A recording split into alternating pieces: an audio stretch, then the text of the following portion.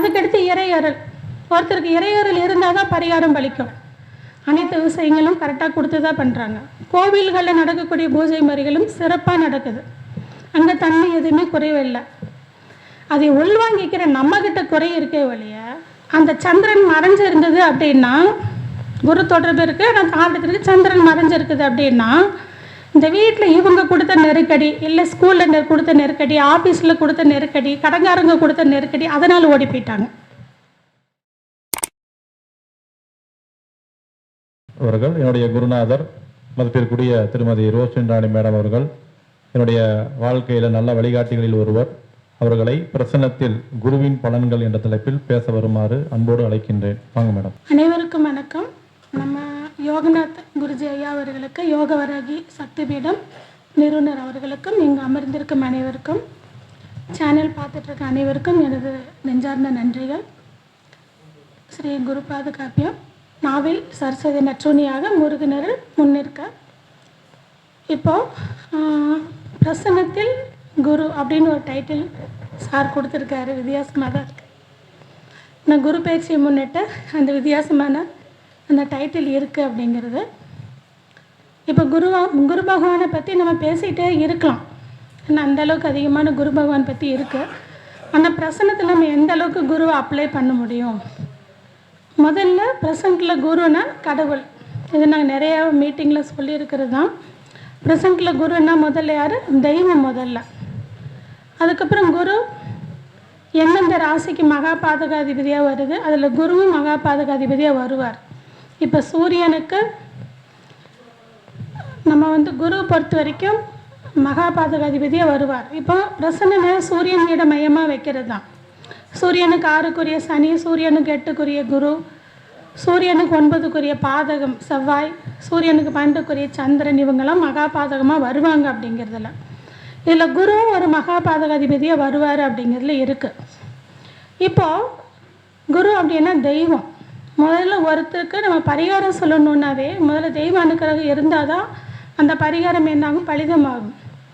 ஒரு கோவிலுக்கு போனாலும் சரி, தெய்வ அனுக்கிரகம் இல்லாமல், குரு அனுக்கிரகம் இல்லாமல் அந்த பரிகாரம் என்னாகாது? பலிதமாகாது. அவ்வளோ சீக்கிரம் பலிதமாகாது.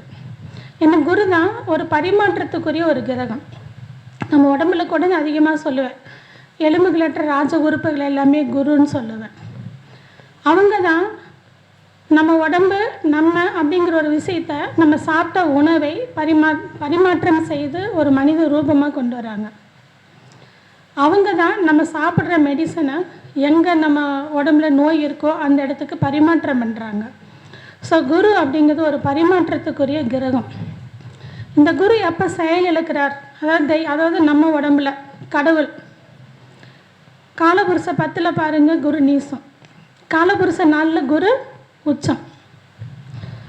இப்போ எல்லோரும் பேசின மாதிரி அஷ்டவர்க்கம் நீங்கள் பார்த்தீங்கன்னா தெரியும். பூசத்துலேருந்து தான் என்ன பண்ணுவாங்க? ஆரம்பிப்பாங்க. அஷ்டவர்க்கம் அப்படி தான் ஆரம்பிப்பாங்க. முத சூரியனோட அருளொளி வரக்கூடிய இடம்னு சொல்லக்கூடியது பூசம், கிழக்கு கீழ்வானத்தில். அங்கே தான் குரு உச்சம் அடைகிறார் பூசத்தில். நம்ம மனிதனோட உடல் டெம்பரேச்சர், பாடி டெம்பரேச்சர் ஃபிக்ஸடு தானே. அந்த பாடி டெம்பரேச்சர் என்ன டிகிரியோ அதே டிகிரி தான் இந்த பூசத்தில் குரு உச்சமாகிற புள்ளியும் இருக்குது அப்படிங்கிறத புரிஞ்சுக்கணும். அப்போ ஒரு மனிதன் உயிரோடு இருக்குன்னாவே உஷ்ணம் என்னது மிகவும் கூடாது, குறையவும் கூடாது. கரெக்டாக இருக்கணுமா இல்லைங்களா? அந்த 96.4 ஃபாரன்ஹீட் இருக்கணும்னா அது அப்படி இருக்கணுமா இல்லைங்களா? அப்போ அந்த குரு உச்சம் அடைகிற அந்த புள்ளியானது அந்த பூசம். அங்கே ஒரு உயிர் உற்பத்தி ஆகுது, ஒரு ஜீவன் அப்படிங்கிறது உள்ளே வருது.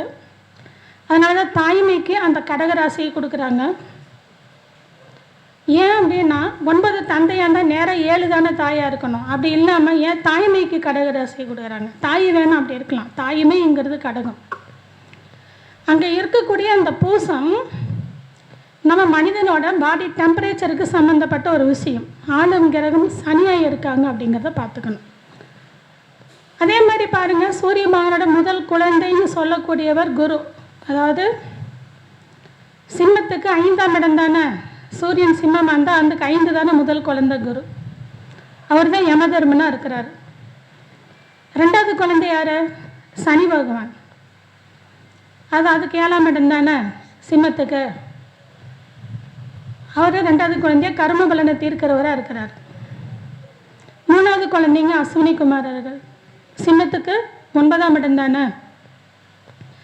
அவங்க நம்மளோட நோய் நொடி கஷ்டங்கள், அதாவது ஒருத்தர் உயிர் எடுக்கிறவராக இருக்கிறார், ஒருத்தர் அதுக்கான கர்மாவை கொடுக்குறவங்களா இருக்காங்க. ஆனால் இந்த அஸ்வினி குமாரர்கள் கொஞ்சம் பொறுமையாக இருங்க, நான் அவங்கள குணப்படுத்தி பார்க்குறேன்னு சொல்லிட்டு வராங்க. ஆமாம் தானே? அழகாக அமிர்த கலசங்களை கையில் வச்சுட்டு வராங்க. இப்படி பார்த்தீங்கன்னா அந்த சூரிய பகவானை மையமாக, பிரசன்னம் அப்படிங்கிறது சூரிய லோகத்துலேருந்து அங்கேருந்தே வந்தது தான், பரசுராமரால் நமக்கு கொடுக்கப்பட்டது. அப்புறம் தான் கிருஷ்ணர் மற்றவங்கள நம்ம எடுக்கணும். அப்போ பாருங்கள், அவங்களுக்கெல்லாம் ஒவ்வொரு டியூட்டி இருக்குது. அதே மாதிரி குரு அப்படின்னு எடுத்துக்கும் பொழுது ஒரு ஜீவ உருவாக்கம்னு சொல்லக்கூடிய அந்த பூச நட்சத்திரமும் குரு உச்சமடையக்கூடிய வீடு அதுதான். ஒருத்தர் உயிர் அப்படிங்கிறது 10ஆம் பாவகம், ஆயுளுங்கிறது 8ஆம் பாவம். ஆயுள் இருக்கும்போது நிறைய பேர்த்துக்கு உயிர் போயிருதா இல்லையா? ஆமாவா இல்லையா? ஆமாம். ஏன்னா குரு நீசம் அடையக்கூடிய வீடு. அப்போ பிரசனம் பார்க்கும்போதும் சரி, ஜென்ம ஜாத்திலையும் சரின்னு அதிகமாக சொல்லக்கூடிய விஷயந்தான். எப்பெல்லாம் கோச்சாரு குரு நம்ம 6 இடத்திற்கு பிரசனம்னா 6 இடத்திற்கு 10ல் வருது, 6 இடத்திற்கு 10ஐ பார்க்குதோ. இப்போல்லாம் கோச்சாரு குரு 6 இடத்திற்கு 10ல் வருது, 6 இடத்திற்கு 10ஐ பார்க்குது. அந்த 6 அதிபதி நீசமாக இருக்குது, அந்த 6 இடத்துல மாண்டி இருக்குது. 6 அதிபதி நீசமாக இருக்குது, 6 இடத்துல மாண்டி இருக்குது. இல்லை 6 இடத்தையும் மாண்டி தொடப்போகுது அப்படின்னா இவங்களுக்கு ஒரு கண்டம் வரப்போகுது அப்படின்றது ஈஸியாக தெரிஞ்சுக்கலாம். இப்போது ஜாதகம் இருக்கிறவங்களுக்கு அனைத்து சிஸ்டத்தையும் நீங்கள் பயன்படுத்தலாம். எத்தனையோ சிஸ்டங்கள் ஜோதிடத்தில் இருக்குது, அத்தனையுமே நீங்கள் என்ன பண்ணலாம், ஜாதகம் இருக்கிறவங்களுக்கு பயன்படுத்தலாம். ஜாதகம் இல்லாதவங்களுக்குன்னு இருக்கிற வரப்பிரசாதம் பிரசன்னம். நிறையா வயதானவங்க வந்து எனக்கு ஜாதகம் இல்லைம்மா, என்னை நான் தொழில் செய்யணும், எனக்கு ஆயுள் எப்படி இருக்கும், இந்த வருடம் எப்படி இருக்கும், இப்படியெல்லாம் கேட்பாங்க. அப்போ ஜாதகம் இல்லாதவங்களுக்கு மிகப்பெரிய வரப்பிரசாதம் என்னதுங்க? பிரசன்னம். பிரசன்னம் நிறையா முறைகளில் இருக்கு. அதில் நான் உங்களுக்கு இந்த சோழி பிரசன்ன முறையில் சொல்லிகிட்ருக்கேன். சரிங்களா? 108 சோழி பிரசன்ன முறையில் சொல்லிகிட்ருக்கேன். நிறையா பிரசன்ன முறைகள் இருக்குது, துல்லியமாக இருக்கும். பையா பேசுன மாதிரி கேபிலையும் பிரசன்ன முறை இருக்குது, அதுவும் துல்லியமாக இருக்கும். அனைத்து விதமான பிரசன்ன முறைகளும் துல்லியமாக தான் இருக்கும். அதில் சோழி பிரசனம் அப்படிங்கிறது ரொம்பவே துல்லியமாக இருக்கும். அப்போ 6 இடத்துல மாண்டி இருந்து 6ஆதிபதி நீசமாகி கோச்சார குரு 10ல் 6 இடத்துக்கு 10ல் நிற்கிது அப்படின்னாவே அவங்களுக்கு உயிர் கண்டம் கண்டகாலம் அப்படிங்கிற ஒரு விஷயம் இருக்கும். அப்போ இந்த கோச்சாரத்தில் இருக்கக்கூடிய 6 இடத்திற்கு அந்த சனி பகவான் 6, 8, 12ஐ பார்த்தா, 6, 8, 12ஐ பார்த்துருந்தா கண்டிப்பாக அந்த வருடத்திற்குள் அவங்களுக்கு ஒரு விபத்தோ பெருங்கண்டமோ அதற்கு இணையான துன்பமும் இருக்கும் அப்படிங்கிறத நம்ம என்ன பண்ணிட முடியும், சொல்லிட முடியும். இந்த செய்தியை சொல்கிறவர் குரு பகவான் தான்.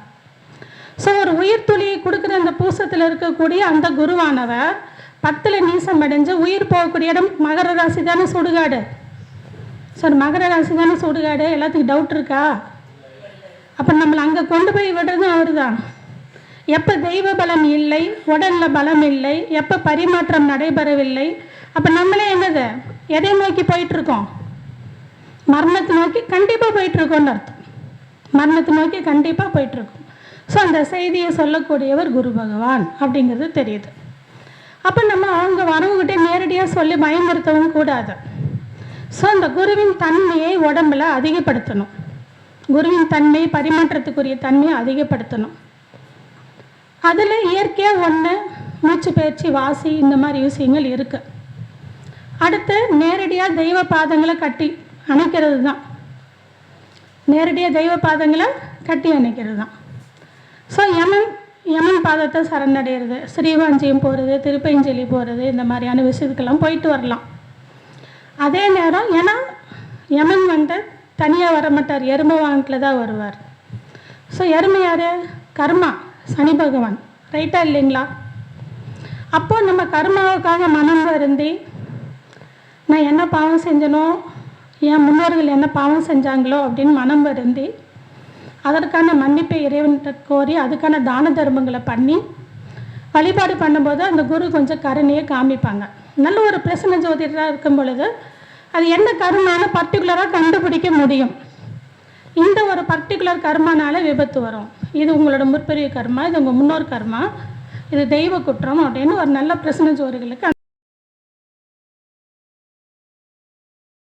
அந்த கர்மாவை கண்டுபிடிக்க முடியும், அந்த குறிப்பிட்ட நாளையும் கண்டுபிடிக்க முடியும். அந்த தேவதோஷத்தை வெளிப்படுத்தும் பொழுது அந்த தலை அப்படிங்கிறது அந்த கர்மாங்கிறது வெடிச்சு போகும். அப்படி சொல்லி அதுக்கான வழிமுறைகளை சொல்லுவோம். அவங்க அதுலேருந்து காப்பாற்றப்படுவாங்க அப்படிங்கிற ஒரு விஷயம் இருக்குது. ஜாதகம் இல்லாதவங்களுக்கு ரொம்ப பொக்கிஷமான ஒரு விஷயம். அதுக்கடுத்து இறையறல். ஒருத்தருக்கு இறையறல் இருந்தால் தான் பரிகாரம் பலிக்கும், கோவில் வழிபாடு பலிதமாகும். நம்ம போய் ஆற்றுல கழிக்கிறது எதுவாக இருந்தாலுமே அந்த இறை அனுக்கிரகம் இருந்தால் மட்டும்தான் என்னதாகும், வேலை செய்ய முடியும்.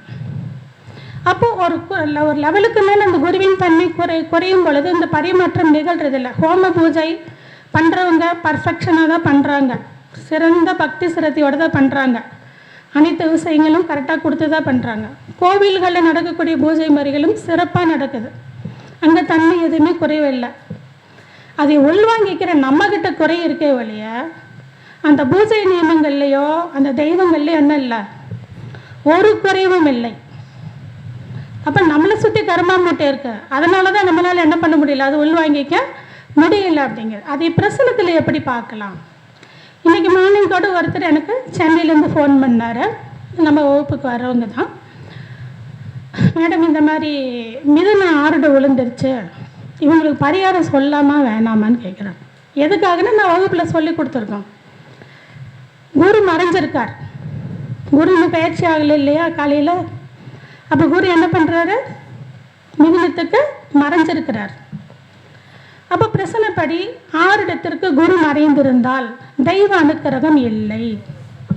பிரசனப்படி 6 இடத்துக்கு குரு மறைஞ்சிருந்தா என்னது, தெய்வ அனுக்கிரகம் இல்லை. சூரியனும் மறைஞ்சிருந்தா நம்ம முன்னோர்களோட அனுக்கிரகமும் இல்லை, எந்த ஒரு ஆன்மாக்கள் புண்ணிய ஆத்மாக்களோட அனுக்கிரகமும் இல்லை. இதை வச்சு நம்ம தெரிஞ்சுக்கலாம், சரிங்களா? அப்போது குரு 6 இடத்திற்கு மறைஞ்சிருக்கு, தெய்வ அனுக்கிரகம் வராது, இவங்களுக்கு எப்படி பரிகாரம் சொல்கிறது? இன்னொன்று குலதெய்வம் பிரசனத்தில் 4ஆம் பாவகம். குலதெய்வம் பிரசனத்தில் யார்? 4ஆம் பாவகம். அப்போ மிதுன 6 விழுந்தா இன்னைக்கு ரிஷபத்தில் இருக்கிற குரு மிதுனத்துக்கு நாளை பார்ப்பாரா? பார்ப்பார், கண்டிப்பாக பார்ப்பாரா இல்லையா? பார்ப்பார். அப்போது மிதுனத்திற்கு குரு பாதகாதிபதியாக வராரு, மகா பாதகாதிபதியும் அவர் தான். குரு யாருக்கெல்லாம் பாதகாதிபதி மகா பாதகாதிபதியாக வராரு? மிதுனத்துக்கு குரு மகா பாதகாதிபதியாக வருவார். மீனத்துக்கும் குரு யார்? மகா பாதகாதிபதியாக தான் வருவார். மீனத்துக்கும் குரு மகா பாதகாதிபதியாக தான் வருவாங்க. அப்போது மகா பாதகாதிபதி நாளை பார்த்திருந்தால் குலதெய்வ அனுக்கிரகம் இல்லை, அஞ்சை பார்த்திருந்தால் குடும்ப தெய்வ அனுக்கிரகம் கிடையாது, அதன் அடிப்படையும் இல்லை. ஆனால் குரு மறைஞ்சாலும் இல்லை. இப்போ இவரே என்னாச்சு, மிதுனத்துக்கு பாதகாதிபதி மகா பாதகாதிபதி அவன் தெய்வமாகவும் இருக்கிறாரு, மறைஞ்சிருக்கிறார், இவங்களுக்கு தெய்வ அனுக்கிரகம் கிடையாது. அப்போ இந்த 4ஆம் இடத்துல கேது இருக்கு. கேது இருந்தால் முன்னோர்கள் இருப்பாங்க, இந்த சூரியன் மறையலை. அப்போ முன்னோர்கள் நல்ல தெய்வீகமான ஆன்மாக்களை வழிபாடு பண்ணலாம். ஸோ தெய்வ வழிபாடுக்கு பதிலாக ஜீவசமாதி வழிபாடு இந்த மாதிரி விஷயங்களை சஜஸ்ட் பண்ணலாம். அடுத்த கேள்வி என்கிட்ட கேட்குறாரு, அது ஏன் அவங்களுக்கு தெய்வ அனுக்கிரகம் இல்லாமல் போச்சு? அப்போது குரு சொல்லிட்டாரு, நான் இவங்களுக்கு அனுக்கிரகம் பண்ண போகிறதில்ல, தெய்வம் நான் இவங்களுக்கு இறங்கி வர போகிறதில்ல, குலதெய்வம் நான் இனிமேல் இவங்களுக்கு சப்போர்ட் பண்ண போகிறதில்ல அப்படின்னு வந்தாச்சு. இப்போ பரிகாரங்கள் சொல்கிறத விட முன்னோர்களை சரணடைகிறது, தெய்வீகமான பெரியவர்களை என்ன பண்ணுது, சரணடைகிறது. சூரியன் மறைஞ்ச அந்த ஆப்ஷனும் கிடையாது, இங்கே சூரியன் மறையலை, அதனால நம்ம அதையே சொல்கிறோம். இப்போ ஏன் இல்லைன்னா அந்த 4ஆம் இடத்தை பார்த்த கிரகங்களை எடுக்கிறோம் நம்ம. அப்போ 4ஆம் இடத்தை பார்த்த கிரகம்னா சுக்கிரன் சனி இருக்குது, இப்போ ராகு பார்க்குதுங்க. சுக்கிரன் சனிங்கிறது பத்தினி பெண்ணின் சாபம் அல்லது பிதற்கன்னிகா சாபம், வாழாத பெண்கள் அப்படின்றது. சுக்கிரன் ராகு வாழ வந்த பெண்ணை வாழ விடாத தோஷம்ங்கிறது. அப்போ நான் சொல்கிறேன், அந்த குடும்பத்தில் உபயாரிடம் சரமாக இருந்தால் முன்னோர் செஞ்சது, ஸ்திரமாக இருந்தால் முற்பிறவி, உபயமாக இருந்தால் இப்பிறவி. அப்போ இப்பிறவையில் வாழ வந்த பெண்ணை வாழ விடாமல் அந்த குடும்பத்தில் துரத்தி விட்டுருக்காங்க, விதவை பெண்களை ஆதரிக்கலை, அமுச்சுட்ருக்காங்க அப்படின்னு.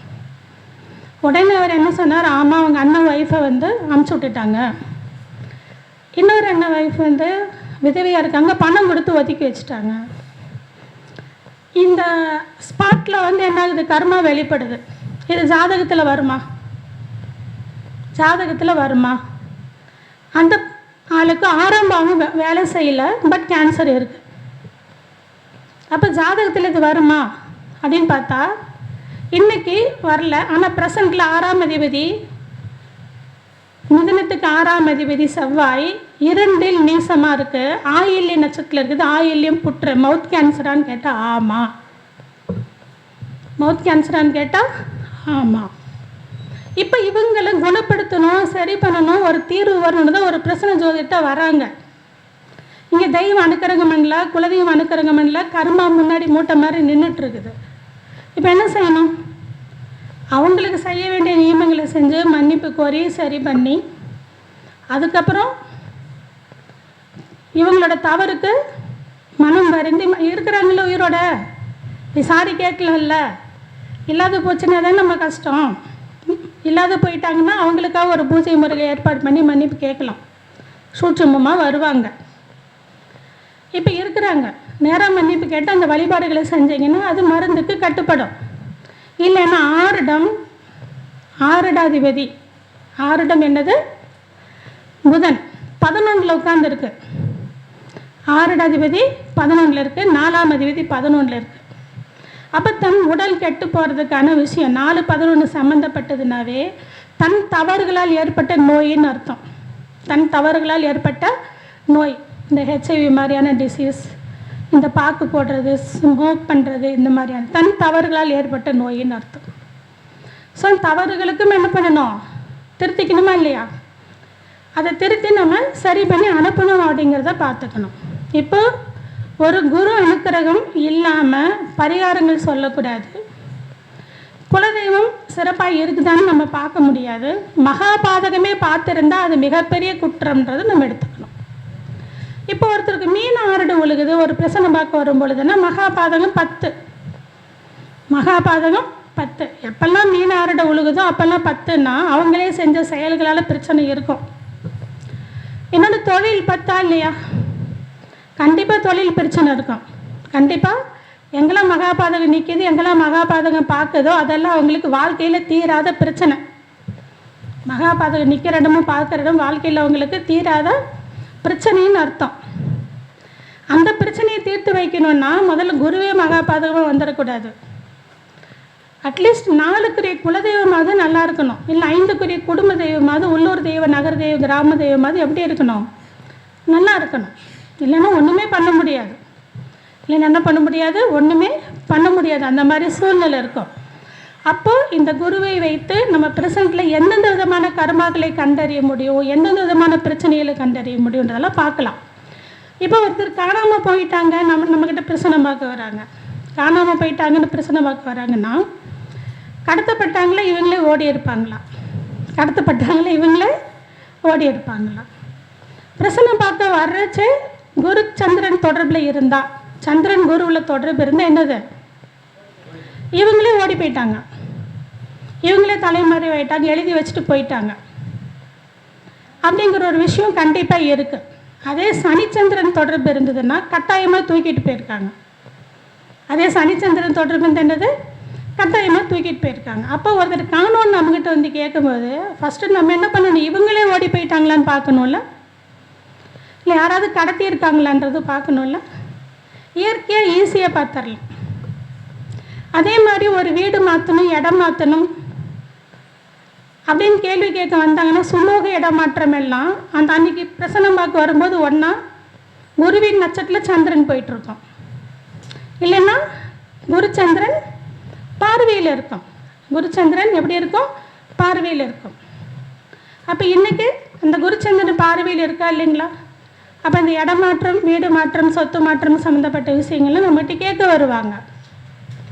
அப்போ சுமூகமான மாற்றமெல்லாம் அவங்க, கட்டாயமான மாற்றமெல்லாம் சனிச்சந்திரன். வீடு நம்மளே இந்த வீடு வசதி பத்தில் வேறு வீட்டுக்கு மாற்றணுன்னா குருச்சந்திரன். ஒரு ஹவுஸ் ஓனர் வந்து காலி பண்ணி ஓடி போயிருந்தாங்கன்னா சனிச்சந்திரன். ரெண்டே விஷயம்தான். சரிங்களா? அப்போ அந்த இடமாற்றத்தை பற்றின கேள்வி கண்டிப்பாக இருக்கும். அதே நேரம் அவங்க மகாபாதகத்தோட தொடர்பில் இருந்தால் கடுமையான நெருக்கடி இருக்கும், மரண துன்பம் இருக்கும். அந்த குருச்சந்திரன் இருக்கும்போது அவமானங்கள், மரண துன்பம், அந்த மாதிரி விஷயங்களும் இருக்கும். அந்த சந்திரன் 6 இடத்துக்கு 6 8 இருந்ததுன்னா அவமானம், துன்பம், நோய், இந்த மாதிரி விஷயங்கள் இருக்கும். அந்த சந்திரன் 6 இடத்துக்கு சுகமாக இருக்குதுன்னா சுகமான இடமாற்றமாக இருக்கும். அப்போ ஒருத்தர் ஓடி போயிட்டாங்கன்னா அந்த குருச்சந்திரன் 6 இடத்திற்கு அந்த சந்திரன் மறைஞ்சு இருந்தது அப்படின்னா, குரு தொடர்பு இருக்குது, அந்த 6 இடத்துக்கு சந்திரன் மறைஞ்சிருக்குது அப்படின்னா, இந்த வீட்டில் இவங்க கொடுத்த நெருக்கடி, இல்லை ஸ்கூலில் கொடுத்த நெருக்கடி, ஆஃபீஸில் கொடுத்த நெருக்கடி, கடங்காரங்க கொடுத்த நெருக்கடி, அதனால் ஓடி போயிட்டாங்க. இல்லை அந்த சந்திரன் வந்து மறையில சுகமான இடத்துல இருக்குன்னா ஜாலியாக எங்கேயாவது போயிட்டு வரலான்னு கிளம்பிட்டாங்க. ஜாலியாக எங்கேயாவது போயிட்டு வரலான்னு என்னது கிளம்பிட்டாங்கன்னு அர்த்தம். சுதந்திரத்துக்காக கிளம்பிட்டாங்கன்றது நம்ம என்ன பண்ண முடியும், சொல்ல முடியும். இப்போ திருப்பி வருவாங்களா? இப்போ திருப்பி வருவாங்களா? அடுத்த கேள்வியெல்லாம் கேட்பாங்களா இல்லையா? அதுக்கு வழிபாடு நீங்கள் சொல்லி தான் ஆகணும். அப்போ பாருங்கள், அந்த குரு மறைஞ்சிருந்தா வழிபாடு சொன்னால் என்ன ஆகாது, பெரிய லெவலில் பழிதம் ஆகாது. அதுக்கு உறுதியால் நம்ம சொல்ல முடியாது. குரு மறைஞ்சிருக்கு, உங்கள் தெய்வமே உங்களுக்கு சப்போர்ட் பண்ணல. அப்போ நம்ம யார் ஜோதிடர்கள், நம்ம எப்படி சப்போர்ட் பண்ண முடியும்?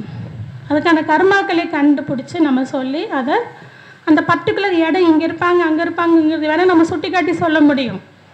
அங்கேயே இருக்கிறாங்கன்னு தெரிஞ்சால் இவங்க போய் கூப்பிட்டா வருவாங்களா? ஒரு குறிப்பிட்ட வயசுக்கு மேலேன்னா அவங்க விருப்பம் இல்லையா? கூப்பிட்டா தானே வர முடியாது, 18 வயசுக்கு மேலே போனால். ஸோ அதே நிவர்த்தி பண்ணிவிட்டு நம்ம என்ன பண்ண சொல்லணும், போக சொல்லணும்.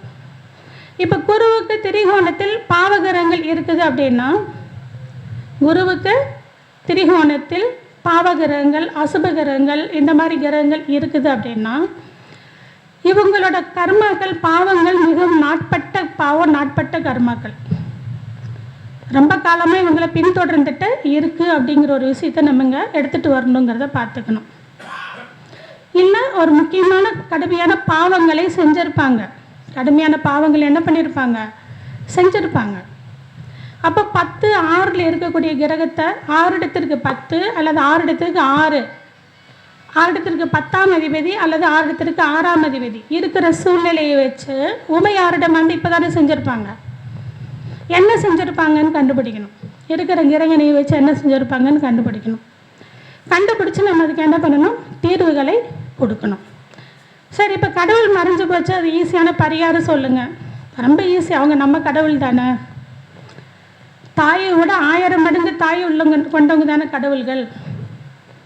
நம்மளை கண்டிக்கிறாங்கன்னா தாயை நம்ம ஏதோ தப்பு பண்ணி அடிப்பாங்க, அப்படிதான்.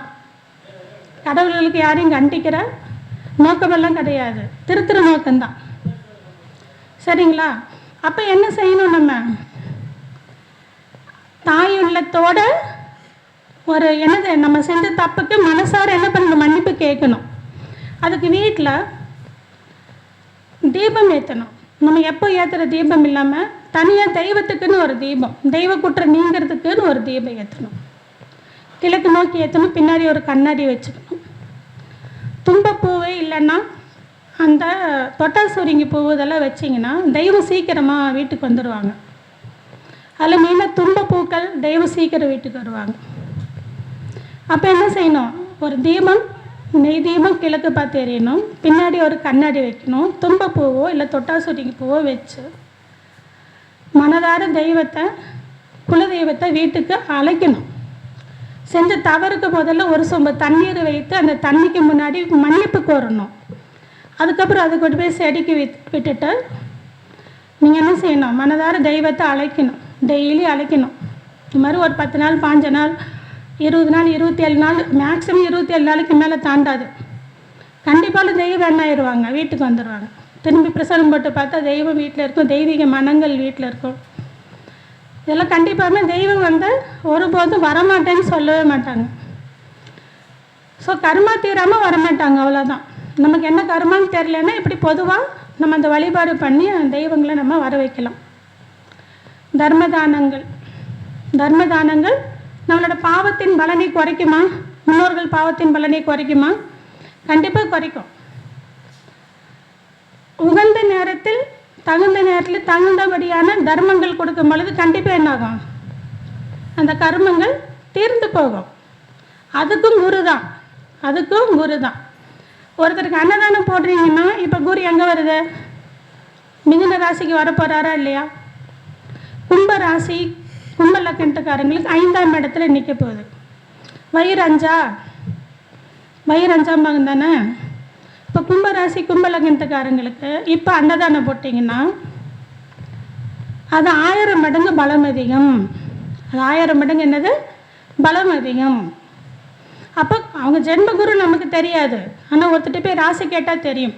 கும்பராசிக்குரிய கோவில் தெரியும், தெரியும்ல எல்லாத்துக்கும் கும்பராசிக்குரிய கோவில்கள். அப்போது அந்த மாதிரி கோவில் வாசலில் கூட தர்மங்கள் கொடுக்கலாம், நிவேதனம் பண்ணி தர்மங்கள் கொடுக்கலாம். குரு பார்த்தா கோடி பாவம் போகும்னு சொல்கிறாங்களா? குரு பார்த்தா கோடி பாவம் போகும் அப்படின்னு சொல்கிறாங்க இல்லையா? அப்போ என்ன செய்யணும்? நீங்கள் அவங்க ஜென்ம ஜாதகம் தெரியல அப்படின்னா அன்றைக்கி கோச்சார குரு எந்தெந்த ராசியெல்லாம் பார்க்கும்? துலா ராசி பார்க்கும், தனுசு ராசியை பார்க்கும், கும்ப ராசியை பார்க்குமா? ஸோ அந்த ராசியிலெல்லாம் சந்திரன் போகும் பொழுது அவங்களுக்கு பரிகாரத்தை அனுப்புனா பாவங்கள் விலகுமா விலகாதா? கண்டிப்பாக விலகும். கண்டிப்பாக 100% விலகும். இதில் எந்த ஒரு மாற்றமும் கிடையாது. அப்போது குரு பார்த்தா கோடி பாவம் போகும் அப்படின்னா ஒரு குருன்னா நம்ம அறியாமையின் ஈரல். முதல்ல நம்மளோட அறியாமையும் முதல்ல விலக்கிக்கணும். நான் நல்லவன் தான், நான் தப்பு செய்யவே இல்லை, நான் எல்லாத்துக்கும் நல்லது மட்டும்தான் செய்வேன், நான் அன்னதானம் போடுறேன், நான் நிறைய கல்யாணங்களை பண்ணி வைக்கிறேன், யாருக்கு வந்தாலும் சாப்பாடு போடுறேன், ஆனால் எனக்கு மட்டும் ஏன் விபத்து வந்துச்சு கேட்பாங்களா இல்லையா? நிறைய பேர் கேட்குறாங்களா? கேட்குறாங்க. அதுவும் மாயை தான். நான் நல்லவன் அப்படிங்கிறது சுத்த மாயை. நல்லவனுங்கிறது என்னது? சுத்த மாயை. அந்த சுத்த மாயை அறுக்கிறதுக்கு தான் கடவுள் அவங்களுக்கான துன்பத்தை கொடுக்குறாரு. ஒருத்தர் கெட்டவனாக இருந்தால் அது என்ன மாயை? அசுத்த மாயை. கெட்டவன் இருந்தால் என்ன மாயை? அசுத்த மாயை. அசுத்த மாயை சீக்கிரமாக மன்னிப்பு கேட்க வச்சிடலாம், ஆனால் சுத்த மாயை சீக்கிரமாக மன்னிப்பு கேட்க வைக்க முடியாது. நான் நல்லவன், நான் ஏன் காலில் விழுகணும் அப்படின்ற மாதிரி. ஸோ தன் அகங்காரம் அப்படிங்கிற ஒரு விஷயத்தை கீழே இறக்கி வச்சா, தன் அகங்காரம் அப்படிங்கிற ஒரு விஷயத்தை கீழே இறக்கி வச்சா நம்ம உடம்புல இருக்கிற எலும்புகளற்ற ராஜ உறுப்புகள் குருங்கிற தன்மை நம்மளை என்ன பண்ணோம்? கண்டிப்பாலுமே வழிநடத்தி போகும். இந்த மறைஞ்சிருந்தாலும் அந்த இடத்துல பலன் கொடுக்கும் அப்படிங்கிறத தெரிஞ்சுக்கணும்.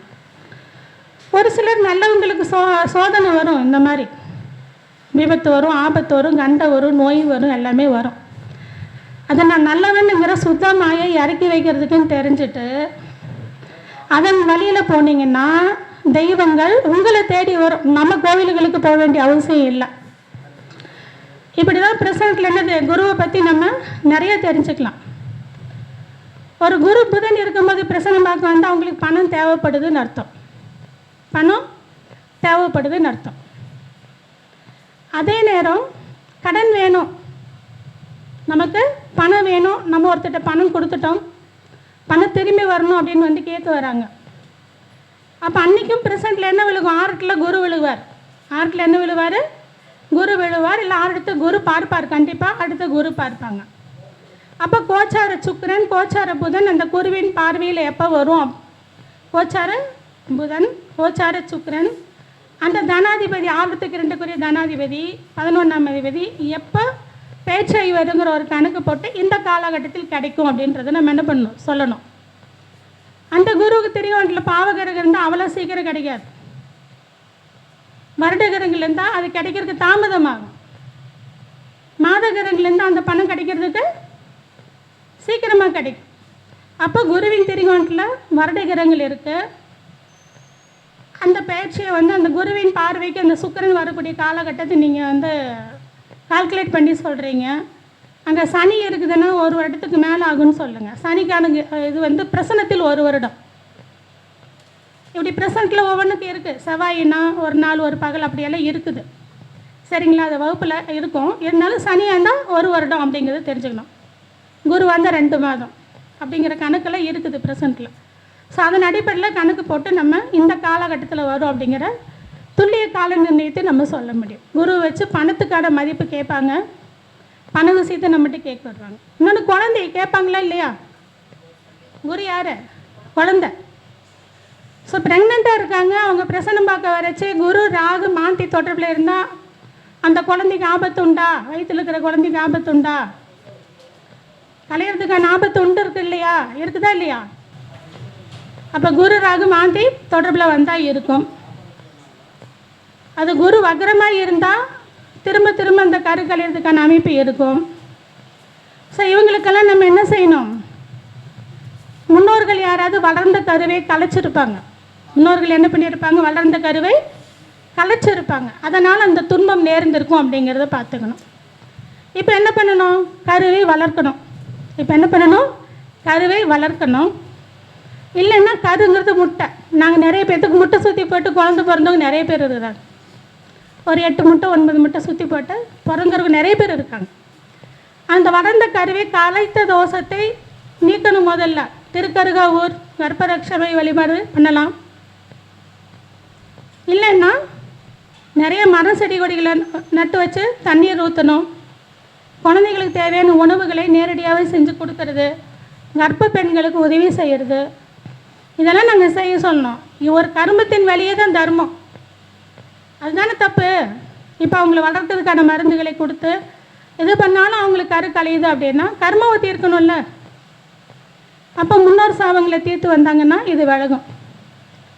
வந்து உட்காரும் போது செவ்வாய் சந்திரன் பிரசனம் கேட்குற வரைச்சு செவ்வாய் சந்திரன் தொடர்பில் இருக்குது, குரு தொடர்பில் இருக்குது. செவ்வாய் சந்திரன் மாந்தி தொடர்பில் இருக்குது.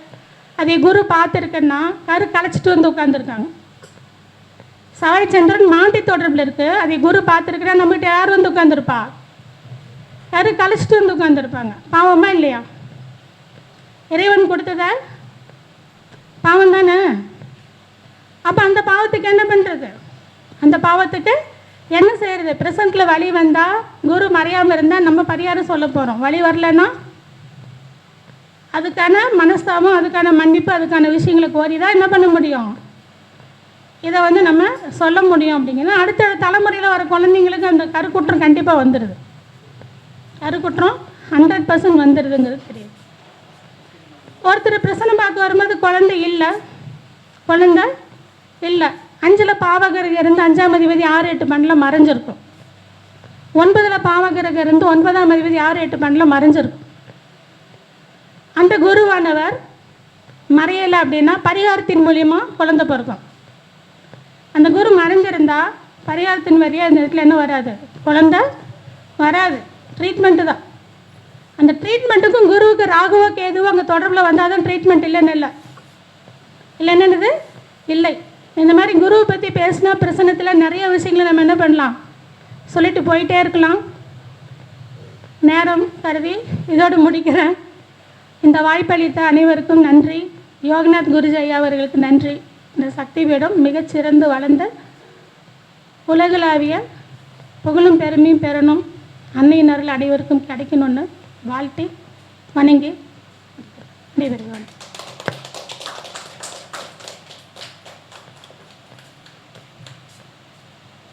பிரசன்னத்தினுடைய குருவின் பலன்கள் எல்லாம் நோட் பண்ணிட்டீங்களா? எழுதிட்டீங்களா? புரிஞ்சிட்டீங்களா? இது எதுக்காக கேட்குறது? வாணி மேடம் வந்து நாளைக்கு பயங்கரமாக சேலம் ஜில்லாவிலே கலக்க போகிறாங்க. இந்த பாயிண்ட் வச்சு மேடம் அவர்களுக்கு ஒரு சிறிய மரியாதை ஜெயலலிதா மேடம் அவர்கள் செய்து